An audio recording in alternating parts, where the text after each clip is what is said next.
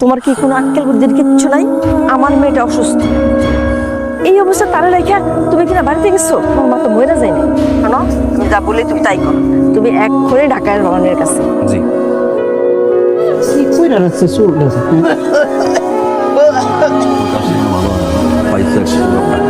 এগুলো doctor service মিলে হয়েছে।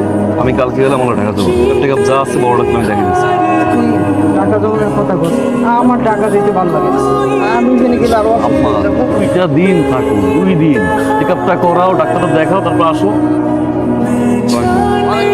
এই তোমার কি কোনো কাণ্ড জ্ঞান নেই? মেয়েটা আমার পথই বাড়িতে একা, বাড়ির মুখ ঢোকায় একটা দুর্ঘটনা ঘটে।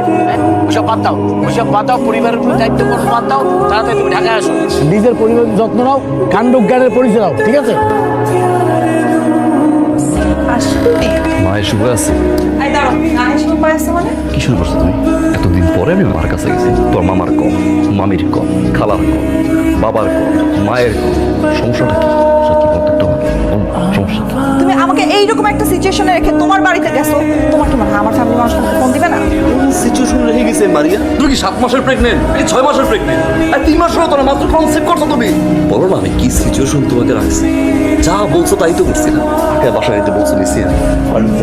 যা লাগবে সুন্দর বাসা, এত সুন্দর বাসা আর কোনো বাসা করছি না, আমি করছি তো। তো মামা আসছে, মামি আসছে।